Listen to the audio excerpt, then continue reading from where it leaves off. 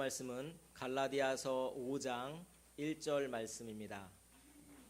신약성경 308면 갈라디아서 5장 1절 말씀,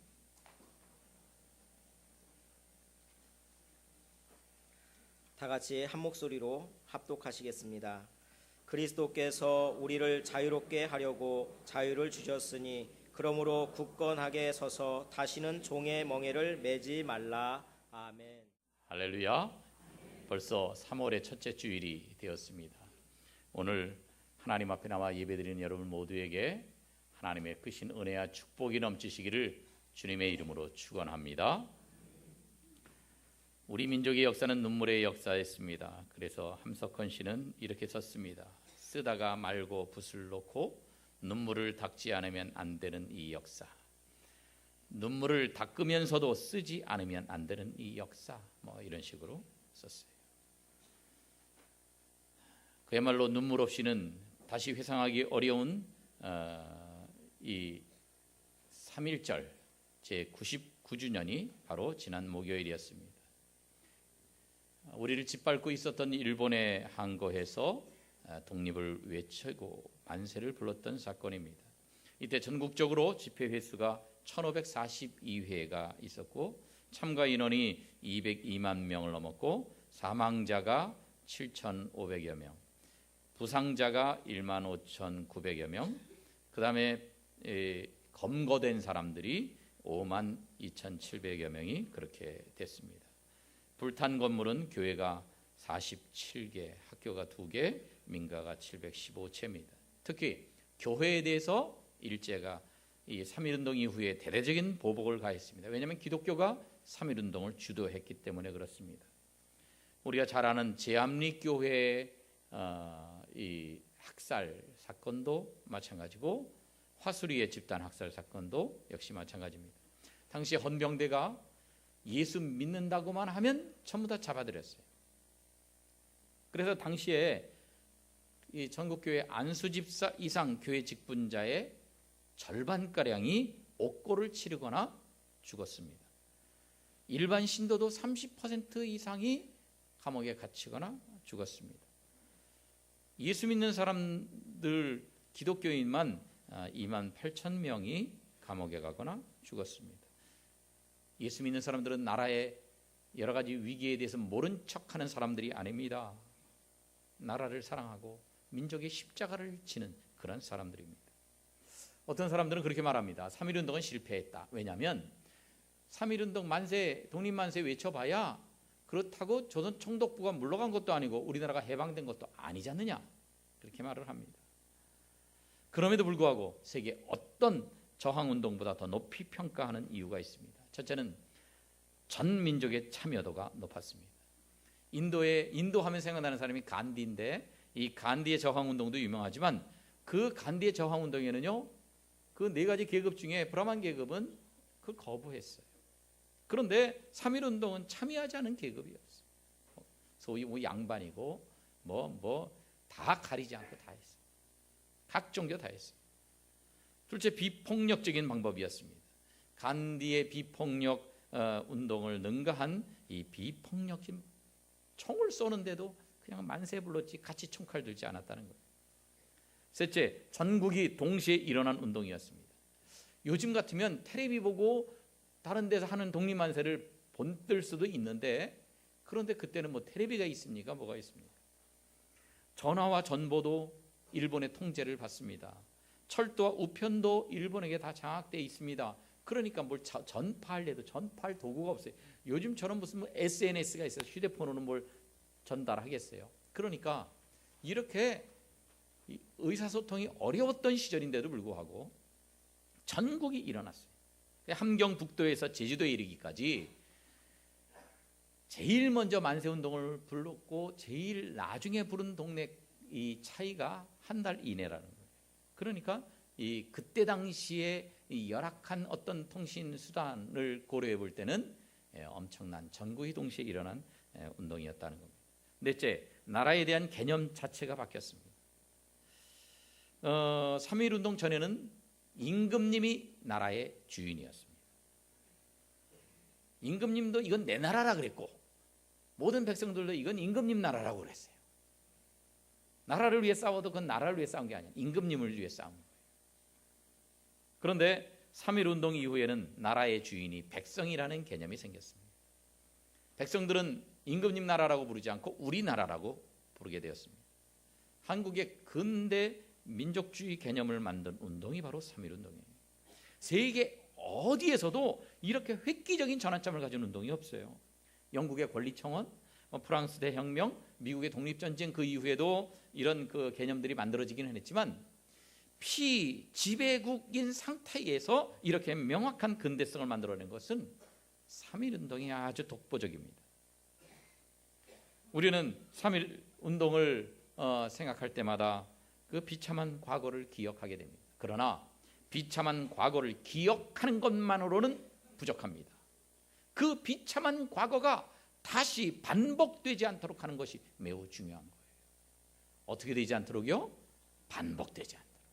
우리나라가 독립을 잃었던 거 그때를 생각만 해서는 안 되고 다시 우리나라가 독립을 잃어버리면 안 되겠다. 반복되지 않도록 해야 되겠다 하는 것입니다. 오늘 본문 말씀에서 성경은 뭐라고 말씀합니까? 우리가 자유를 얻었어요. 그러니까 굳건하게 서서 다시는 종의 멍에를 매지 말라. 한번 종의 멍에를 맸다가 자유함을 얻었으면 다시 그러지 말라는 거야. 반복해서. 우리가 이렇게 다시 종의 멍에를 매지 않으려면 어떻게 해야 됩니까? 첫째, 하나가 되어야 합니다. 우리 온 국민들이 하나가 돼야 돼요. 우리나라가 망한 데도요 이유가 있었어요. 조선에서 사색당파, 노론소론, 남인서인 그래가지고 이 대왕 대비가 돌아가시면 며칠장을 해야 되느냐 이것 가지고 싸워서 상대방들을 죽이는 거예요. 사화를 일으키는 거예요. 그러니 이런 나라가 무슨 미래를 향해서 발전이 있겠습니까? 사색당파는 서로 죽이려고 으르렁거리고 물고 뜯고 산산조각이 나 있었습니다. 구한말에도요 친일파, 친러파 러시아, 친중파 청나라, 그리고 친미파 이렇게 나눠서 싸우고 있었습니다. 그래가지고 서로 싸우면서 서로 증오합니다. 서로가 역적이라 그럽니다. 그러니 맨날 싸우느라고 힘을 똘똘 뭉쳐야 될 때에 싸워서 결국 우리나라가 독립을 잃어버리고 말았던 것입니다. 이런 역사를 반복하지 않으려면 온 국민이 하나가 돼. 하나가. 누가복음 11장에서 예수님은 말씀하십니다. 스스로 분쟁하는 나라보다 황폐해진다. 이 그 안에서 지네들끼리 싸우는 나라는 황폐해질 수밖에 없다는 거예요.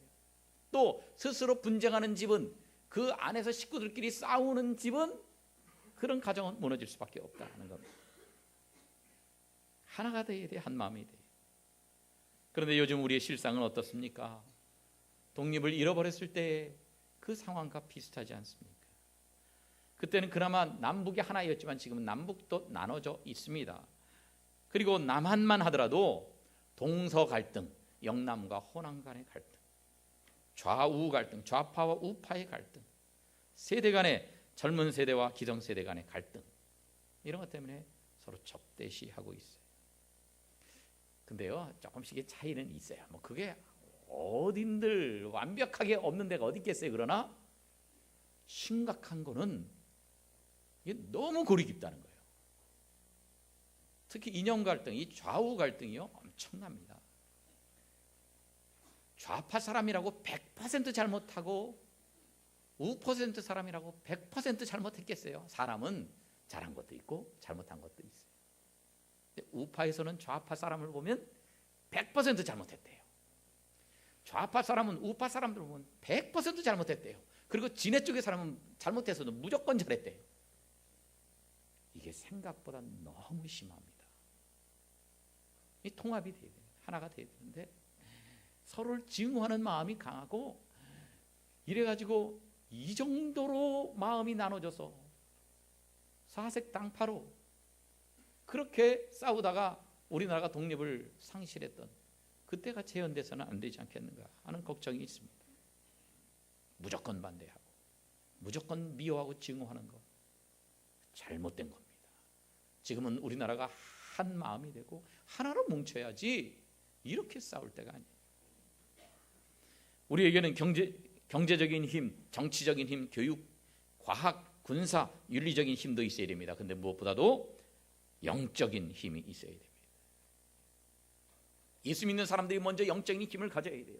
하나님을 우리 마음속에 주로 삼아서 그래서 우리를 거룩하게 만들고 하나님께서 우리 속에 살아계셔서 우리나라의 미래를 바라보는 눈을 열게 해주시고 그래서 하나님이 우리나라를 통해서 어떤 일을 하고자 하시는가 그것들을 발견할 수 있어야 됩니다. 또 이 교육의 힘이 중요해요. 참 젊은 세대는 기성세대에 대해서 비판을 하지만 연세 드신 분들이 우리나라를 이만큼 만들었고 또 그 어려운 형편 가운데 농사 지으면서 땅 팔아서 논 팔아서 집 팔아서 자네들 어렵게 교육을 시켰어요. 그랬기 때문에 우리나라가 이 정도 됐습니다. 우리나라에 무슨 대단한 지하 자원이 있습니까? 우리 별로 없어요. 우리는 인적 자원밖에 없어요. 사람들을 교육시키는 거예요. 그런데요 지금 이 후진 나라들 가보면요 교육을 안 시켜요. 애들을 일을 시키고 농사 시키고 허드렛 일 시키고 교육을 안 시켜요. 당장은 이익인 것 같지만 나라가 망하는 거예요. 퇴보하는 겁니다. 그런데 우리나라는 교육을 열심히 시켰어요. 부모들이 희생해가면서 교육을 시켰어요. 그런데 이제 우리도 교육을 열심히 시켜야 됩니다. 그런데 이전과는 달라요. 옛날에는 어떤 사람이 공부 잘하는 사람이고 어떤 사람이 인정받는 사람이었습니까? 계산 잘하는 거, 산수. 또 수학 복잡한 식들을 잘 문제를 풀어내는 거. 그리고 뭐 몇 년도에 무슨 사건이 있었고 뭐가 있었고 암기 잘하는 거, 암기. 이런 사람들이 공부 잘하는 사람이 인정받았습니다. 이제는 그런 교육하면 안 됩니다. 왜냐하면 지금은 인공지능 시대이기 때문에 그래요. 저는 많은 사람들한테 그런 얘기를 들었어요. 다른 건 몰라도 바둑만큼은 컴퓨터가 인간을 따라올 수 없다. 왜냐하면 바둑이라는 세계가 굉장히 경우의 수가 많고 무궁무진하거든요. 그러니까 컴퓨터가 도저히 바둑만큼은 인간을 이길 수 없다. 그랬는데 웬걸 알파고가요 우리나라 이세돌이를 이기더니만 이제는 세계 최고라고 일컬어지는 커제를 완전히 이겨버렸어요. 지금은 실력 차이가 꽤 나요. 앞으로는 더 날 거예요. 그러니까 단순한 연산, 경우의 수, 암기, 그 문제를 풀어가는 거 이거는요 인공지능이 인간보다 훨씬 잘하는 시대가 됐습니다. 우리보다 훨씬 잘하는 걸 우리가 하려고 필요 없이 그 인공지능을 통해서 바로바로 답을 얻으면 돼요. 우리 인간은 이제부터 뭐 해야 되느냐? 걔네가 할 수 없는 거 창의력 쪽에 이렇게 집중해. 상상력, 창의력, 영성. 그래서 컴퓨터가 할 수 없는 이쪽에 초점을 맞춰야 돼요. 옛날 방식으로 교육을 하려고 하면은 그는 시대에 뒤떨어진 것입니다. 그래서 우리가 젊은 자녀들을 잘 바르게 목표를 세워서 교육을 해야 됩니다. 교회에서도 하나님 말씀대로 교육하는 것 굉장히 중요합니다. 우리나라가 번영을 해도요 하나님을 떠나면 하나님은 그런 나라를 그냥 두시지 않기 때문에 그래요. 그래서 우리 자녀들을 말씀으로 교육해야 됩니다. 자, 우리나라가 독립을 잃지 않기 위해서는 어떻게 해야 된다고요? 마음이 하나가 되고 힘을 합해야 돼요. 두 번째는 나라를 위해서 기도해야 합니다. 따라합시다. 나라를 위해 기도해야 합니다. 올해 3.1절은요 공교롭게도 이스라엘의 부림절과 똑같은 날짜였어요. 부림절이 어떤 날입니까? 부림절은 에스더와 관련됐어요. 이스라엘 백성들이 바벨론에 이스라엘 나라가 멸망해버렸어요. 완전히 남유다까지. 그리고 나서 다 포로로 끌려갔습니다. 자기 나라를 잃고 포로로 끌려가 있는데 바벨론이 파사로 넘어가 버렸습니다. 그래서 이 파사 나라에서 이 하만이라고 하는 못된 총리가 이스라엘 백성들 유다인들을 다 죽여버리려고 계획을 했습니다. 그대로 이루어지기 직전입니다. 착착 진행되고 있습니다. 그때에 에스더가 죽으면 죽으리라 하면서 금식 기도를 시작을 했습니다. 나라를 잃은 이 이스라엘 백성들이요 에스더와 함께 금식 기도합니다. 그때 하나님은 그 기도를 들으셨어요. 그리고 다 죽을 수밖에 없었던 이스라엘을 건지시고 죽이려고 했던 하만을 장대에 달게 하신 날, 그날이 바로 부림절입니다. 여러분, 하나님은 하나님 앞에 기도하는 백성들을 보호하시고 그 나라를 지켜주시는데, 우리 믿는 성도들이 나라를 위해 기도해야 될 줄로 믿습니다. 에스더처럼 기도해야 돼요. 여러분, 우리가 자녀들을 위해서는 열심히 기도했는데, 돈 문제를 위해서, 건강 문제를 위해서 열심히 기도했는데 나라를 위해서 그렇게 기도하지 못했다면 우리가 부끄럽게 여겨야 돼요. 우리 미스바 기도단이라고 있어요. 일주일에 1시간 시간을 정해놓고 나와서 기도하는 거예요. 근데 제가 매주 점검을 하는데 이름은 들어있는데 안 나오는 분들, 어쩌다가 아주 뭐 급한 일이 있어 못 나오는 게 아니라 주구장창 안 나와요. 여러분, 일주일에 한 번만큼은 나와서 나라를 위해서 기도하고 교회를 위해서 기도해야 하지 않겠습니까? 미스바 기도단에 나와서 기도하시기 바랍니다. 금요 기도회에 나와서 기도하시기 바랍니다. 아멘 나올 때까지 할 거니까. 새벽 기도에 나와서 기도하시기 바랍니다. 나라를 위해 기도하는 민족을 하나님이 지켜주실 줄로 믿습니다. 우리나라의 국방력을요, 사람들은 좋은 무기라든지 핵무기라든지 이 사람 군인 많은 병력수라고 생각하는 사람들이 있습니다. 그렇지 않습니다. 사람에게 달려있는 게 아니에요. 1967년 6월 5일 중동 전쟁이 발발했습니다. 그때 이집트, 요르단, 시리아, 이라크 이런 연합군들이 이스라엘 상대로 전쟁을 시작했습니다. 이 나라들 인구 합이 2억 명이에요. 그런데 그 당시에 이스라엘 인구가 500만 명이에요. 상대가 안 돼요. 엄청난 차이. 이스라엘 곧 망할 것 같이 보였습니다. 그런데요, 48시간 만에 이집트의 시나이 반도를 오히려 뺏었습니다. 전쟁이 6일 만에 끝났습니다. 이스라엘 영토가 2배가 되었습니다. 대승을 거두었습니다. 이게 어떻게 가능한가? 이스라엘 여군에게, 거기는 이제 이스라엘 여자들도 다 군대 가거든요. 여군의 종군 기자가 물었어요. 아니, 전쟁 무섭지 않습니까? 그래, 무섭지 않아요. 무섭지 않다. 라디오를 통해서 하나님 말씀을 들어요. 그때요, 국방부 장관이 뭐 했는지 아십니까? 국방부 장관은 전쟁이 일어나면 일단 지하 벙커로 가가지고 군수뇌부와 함께 작전을 짜고, 그리고 상황판을 놓고 작전을 지시해야 될 거 아니에요. 그래서 여기서는 이쪽으로 쳐들어가고 저쪽에서는 이 테러를 막고 어쩌고 저쩌고 막 이쪽에서는 작전상 후퇴를 하고 그래야 되는데 그런 거 안 하고요. 지하 벙커에 들어가 있는 게 아니라 지상에 있는 라디오 방송국에 앉아 있었어요. 거기서 마이크를 들고 군인들에게 방송을 합니다. 그런데 여러분 힘내십시오. 이것도 아닙니다. 성경을 읽습니다. 시편 27편을 낭독을 했어요. 국방부 장관이. 정훈 장교가 한 것도 아니고, 예? 여기 무슨 무슨 국가 무슨 뭐 이렇게 문화성 이쪽에 있는 사람이 한 것도 아니고요. 국방부 장관이 성경을 읽습니다. 같이 읽어볼까요? 시작. 여호와는 나의 빛이요 나의 구원이시니 내가 누구를 두려워하리요? 여호와는 내 생명의 능력이시니 내가 누구를 무서워하리요? 국방부 장관이 성경을 읽습니다. 병사들이 그걸 듣습니다. 이어지는 2절에 보니까 악인들이 내 살을 먹으려고 내게로 왔으나 나의 대적들 나의 원수들인 그들은 실족하여 넘어졌도다. 3절. 군대가 나를 대적하여 친칠지라도 내 마음이 두렵지 아니하며 전쟁이 일어난 나를 치료할지라도 나는 여전히 태연하리로다.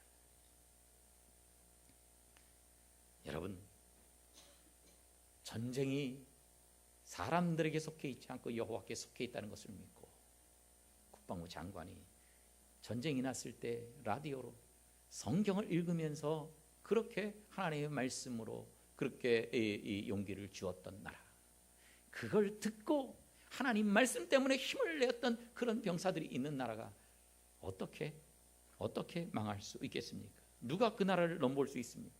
전쟁은 무기에 달려 있는 게 아닙니다. 병사의 숫자에 있는 것이 아닙니다. 하나님이 그 나라를 지켜주셔야 될 줄로 믿습니다. 지금 우리나라는 여러 가지로 위기에 있습니다. 북한은 핵무기로 미사일로, 그리고 또 미국은 또 선제 타격을 하느니, 그리고 요즘은 또 무역 전쟁을 하느니, 그런 위기 속에서 우리 그리스도인들에게 사명이 하나 있습니다. 그것은 나라를 위해서 뜨겁게 기도하는 일입니다. 왜냐하면 어떤 나라가 이런저런 걸 해도 하나님이 우리나라를 지켜주셔야 우리나라가 살기 때문에 그렇습니다. 나만 잘 먹고 잘 살겠다고 하면 안 됩니다. 나라를 위해서 기도하고 나라를 위해서 애써야 돼요. 우리나라가 수없이 많은 그 700여 회의 위침을 당했습니다. 그때마다 위기를 당했습니다. 그러나 하나님이 지켜주셨습니다. 일본의 영원한 식민지가 될 뻔했습니다. 36년 동안 있으면서 일본 안 망할 것 같은 거예요.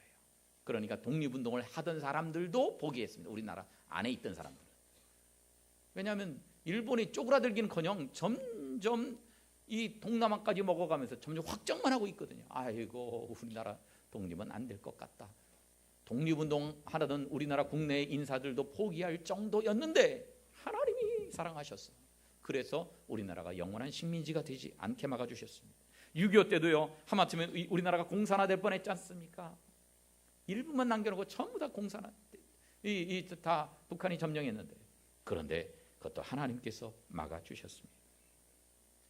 오늘날도 우리 민족이 하나님을 위해서 해야 되고 세계 선교를 위해서 해야 될 일들이 있기 때문에 하나님 앞에 깨어서 나라를 위해서 성도들이 기도할 때 하나님께서는 우리나라를 지켜주시고, 우리나라를 다른 사람들 때문에 지켜주시는 것이 아니라 기도하는 성도들 때문에 지켜주실 줄로 믿습니다. 그리고 세 번째로 우리는 오늘도 영적인 독립운동을 해야 됩니다. 무슨 독립운동이요? 영적인 독립. 이제 우리나라의 독립운동 말고 나도 개인적으로 영적으로 독립운동을 해야 된다. 오늘 본문 갈라디아서 5장 1절 말씀을 다시 한번 읽습니다. 시작. 그리스도께서 우리를 자유롭게 하려고 자유를 주셨으니.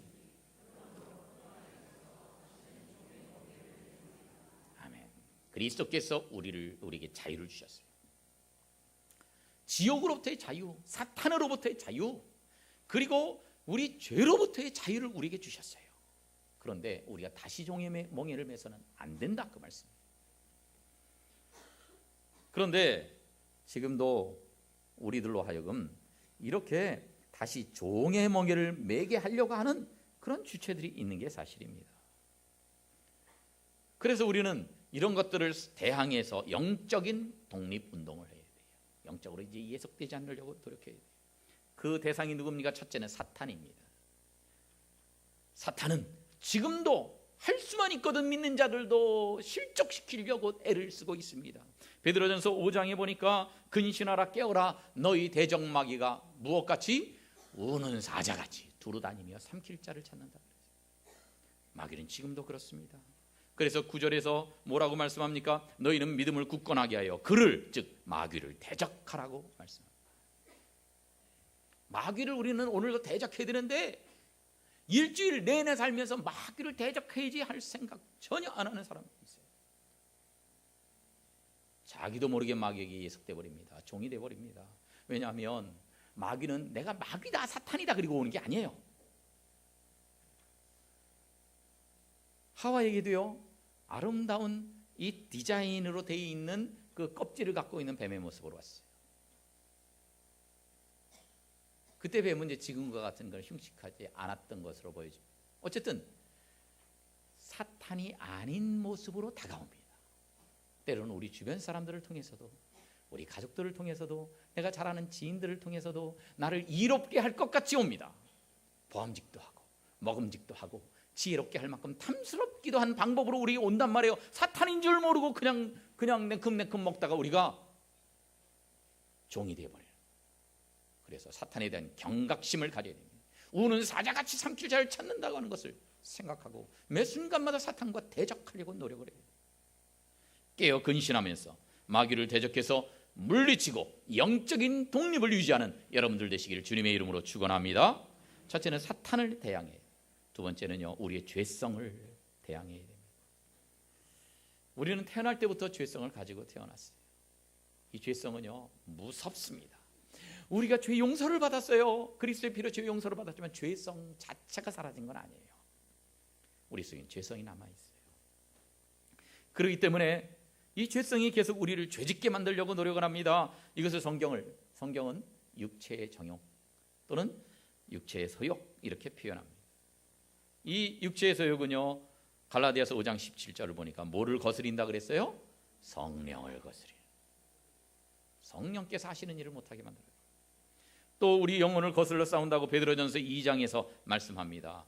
영혼을 거슬러 싸우는 육체의 정욕을 어떻게 하라? 제어하라. 따라합시다. 육체의 정욕을 제어하라. 그런데 우리는 제어 안 해요. 내가 원하는 것, 내가 하고 싶은 것, 이게 좋은 것인 줄 알아요. 제어할 거는 제어해야 되는데 이게 죄성에서 나온 것인지 아니면 하나님이 성령으로 감동을 시킨 것, 이거 분간을 못해요. 그러다 보니까 육체의 정욕을 제어하지 않습니다. 그래서 죄성이 우리를 지배합니다. 우리가 죄의 종의 멍에를 다시 매버리고 만다는 거예요. 이거는요, 여러분 신앙생활 오래 했다고 그 문제가 해결되는 거 아닙니다. 유명한 바울 사도조차도 이렇게 고백을 했습니다. 로마서 7장에 보니까 내가 원하는 바 선은 행하지 않고 원하지 않는 악을 행한다는 거예요. 그 이유가 뭐냐? 이거는 내 속에 거하는 죄성이 이렇게 하도록 만든다는 겁니다. 그래서 로마서 7장 24절에서 이렇게 말씀합니다. 오호라, 나는 어떤 사람이로다? 곤고한 사람이로다. 이 사망의 몸에서 이 죄성이 나를 이끌어가는 이 몸에서 어떻게 나는 죄 안 지려고 노력을 하는데 죄성이 나를 이렇게 괴롭히는 이 사망의 몸에서 누가 나를 건져내라. 사랑하는 여러분, 여러분이 뭔가 좋은 것이라고 느껴질 때 이것이 죄성에서 나온 것인지 하나님이 원하시는 것인지 분별해야 합니다. 그리고 우리 속에 있는 이 견고하고 끈질기게 뿌리박고 있는 이 죄성과 싸워서 오늘도 승리하고 영적으로 종의 멍에를 다시 매지 않는 복된 성도들 되시기를 주님의 이름으로 축원합니다. 마지막으로는 상처와 싸워야 돼요. 상처라는 것이요, 참 상처 안 받은 사람이 없어요. 일상생활을 하면서도 많은 상처를 우리가 받습니다. 부부간에도 상처를 받습니다. 부모 자식 간에도 상처받습니다. 형제간에도 상처받습니다. 직장에서 상처받습니다. 친근한 사람들과도 상처를 주고받습니다. 태어나면서 성장 과정에서 상처를 받습니다. 이 상처받을 때 해서는 안 될 두 가지 태도가 있어요. 하나는 보복하는 거예요. 보복하는 거예요. 네가 나한테 상처 줬지? 나도 보복할래. 끝없는 전쟁입니다. 지옥과 같이 만들어버려요. 보복하면 안 돼요. 상처받았다. 반대로 무조건 상처를 감추고 억누르는 게 있어요. 상처 안 받은 것처럼 표현도 안 하고 콕 참고. 그게 잘하는 것 같은데 그게 잘하는 게 아니에요. 꾹꾹 눌러 참기만 하면 문제가 생겨요. 나에게 육체적으로 병이 생기기도 하고요. 또 내 심령이 뒤틀리기 시작을 합니다. 미워하는 마음이 생깁니다. 우리 삶을 고통스럽게 만듭니다. 그리고 우리 세계관에 셀로판지 역할을 해요. 네, 이제 그 셀로판지로 어렸을 때 안경 만들고 그래서 그걸로 보면요, 빨간 셀로판지로 안경을 만들어 가지고 보면 하얀색도 빨간색으로 보여요. 파란 셀로판지로 눈을 가리면요, 하얀색이 파란색처럼 보여요. 그러니까 우리 속에 상처가 있으면 상처를 통해서 사람들을 보기 때문에 우리가 왜곡돼요. 잘못된 판단을 내리는 거예요. 잘못 보게 만듭니다. 그리고요, 이 상처를 억누르고 치유를 안 하고 있으면요, 관계성에서 담 역할을 합니다. 그래서 내가 전에 어떤 사람한테 배신을 당했어요. 그러면 그때부터는요, 사람들 안 믿습니다. 예를 들어서 남자한테 배신을 당했다.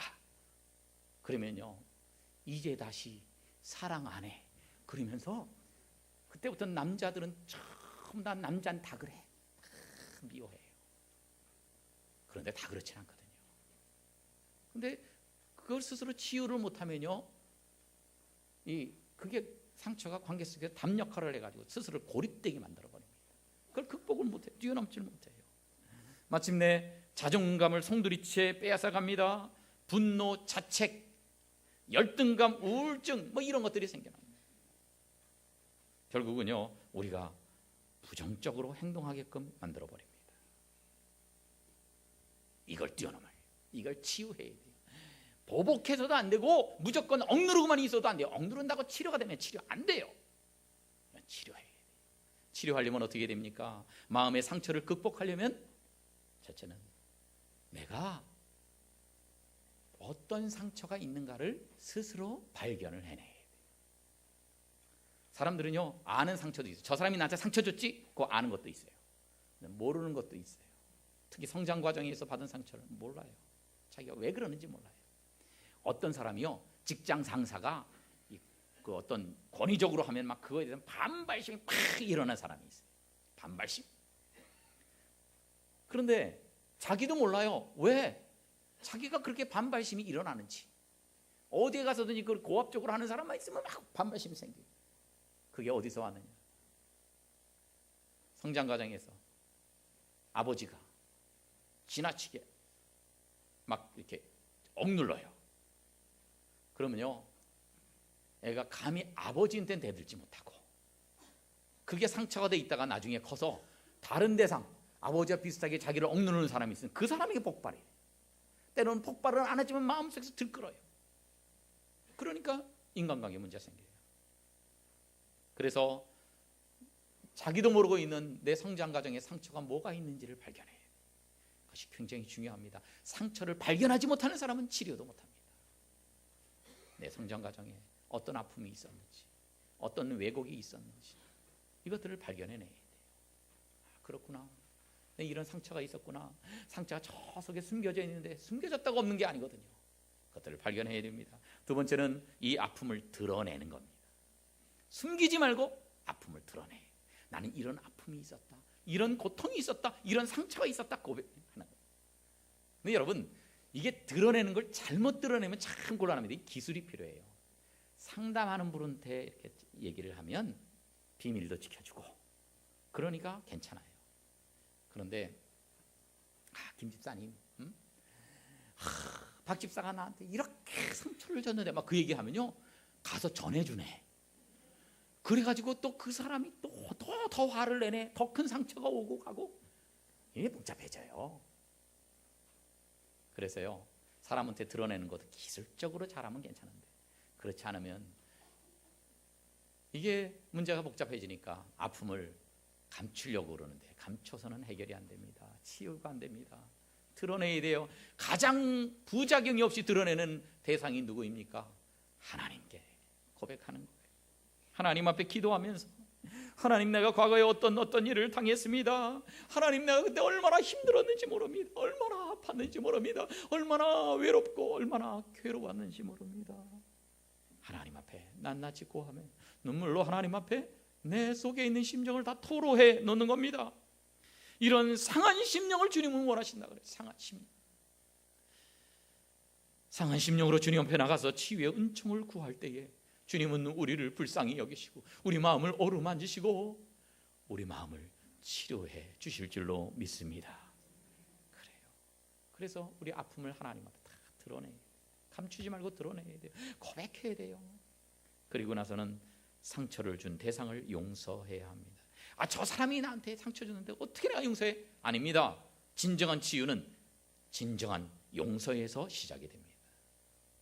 내가 용서하는 것이 쉽지는 않지만요, 나에게 상처 준 저 사람을 위해서, 이게 또 잘못 가리키면 또 이쪽에 있는 분들이 시험 드실지 모르니까, 나에게 상처 준 저 사람, 아무도 없어요. 저 사람을 위해서 내가 용서하는 게 아니고 나를 위해, 나 자신을 위해서 용서해요. 내게 문제가 생기니까, 내 심령이 뒤틀리고 왜곡되니까 나 자신을 위해서 용서해야 돼. 예수님은 나같이 문제 많은 사람도 무조건 용서해 주셨는데 나도 저 사람 무조건 용서해야지. 그래. 목사님, 내 용서하려고 노력을 하는데 안 되네요. 안 되는 게 아닙니다. 내가 용서하고자 마음을 먹으면, 결심을 하면, 용서하고자 하면 주님께서는 용서할 힘을 우리에게 주실 줄로 믿습니다. 용서하고자 하는 각오가 없어서 그래요. 하려고 하면 하나님이 그런 길도 주시고 마음도 주시는 거예요. 마지막으로 이 상처를 치유하기 위해서는 하나님의 뜻을 깨달아야 됩니다. 요셉이 형들에게 팔려갔습니다. 이런 핏줄이 이렇게 나를 배신할 수가 있는가? 나를 죽이려고 그리고 종으로 팔아버리고, 그래가지고 수없이 많은 세월 동안 고생하면서 이 타양 땅에서 고생하고 종노릇하고 죄수 노릇하고 그러면서 얼마나 형들에 대한 미워하는 마음을 곱씹었겠습니까? 그 상처가 치유되지 않았어요. 언제 치유가 됩니까?